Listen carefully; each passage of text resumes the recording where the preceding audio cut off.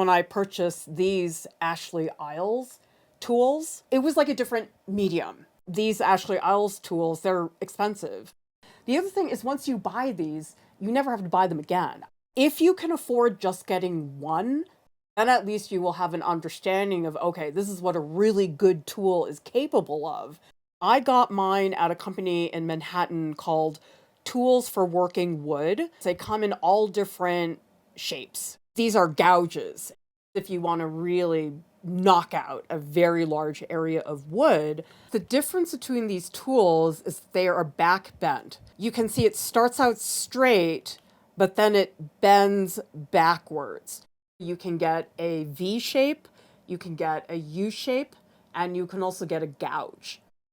The gouge tools, I always use this wood mallet. You could use a hammer, but what I really like about this mallet is that it's really heavy at the top, and therefore you don't have to use as much of your arm because the weight of the top of the mallet is strong enough that you can almost use the weight of the mallet to do half the work for you. It is really helpful to have a scrap piece that you can just play around because these tools do take some time to get used to. It's going to be a little bit awkward at first.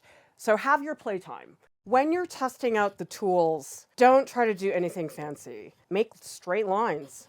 I think what's tricky about the tools is you really have to figure out what is the best angle. These tools are back bent, and so you can really push fairly horizontally. The crappy tools that you'll get at an art supply store, you really have to go down. And that's what makes them so challenging, is that when you have to push downwards like this, there's just so much resistance. The action is not so much downwards as it is gliding across the surface of the wood. That said, though, you do have to figure out, largely by trial and error, what angle you want this to be at. If I hold this very flat, it's not going to make any mark at all. But if I hold it at too high of an angle, it's also not going to make a mark, at least without pushing it absurdly hard. I start more angled, and then I push down and go across. And you'll create lines where you'll slip. You'll start making a line, and then it'll jam in a different direction. It takes a lot of time, and you do have to be pretty patient about this. To sharpen your tools, you want a sharpening block. You also want to have oil that is for sharpening stones. You don't need a lot. And how you sharpen, it depends on the shape of your tool. I think what's really hard about sharpening tools is getting the right angle. Put this plane flush with the sharpening stone, and I'm just going to tilt it a tiny bit. Okay, let's feel if that's any sharper. Oh, that is a lot better. Okay, good. I am not good at sharpening my tools. Honestly, I'm just winging it. I take the tool and I do it in a circular motion. This is so hard to explain. Even with visuals, you don't really know what this feels like until you're actually there with the tool. If you do this for a little while and you try the tool and it's worse, you're obviously doing something wrong. Most of the time it has something to do with the angle.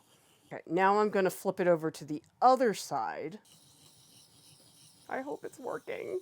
You're going to get this stuff here, so you just wipe it off. You can put down some clean oil. This can take a while. You have to be patient.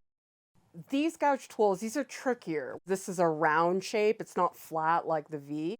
Tilt your gouge tool all the way to the left and sharpen in a circle. Then tilt the tool a little bit to the right. This is the part of the tool that you're trying to sharpen. And so you can't hold the tool flat.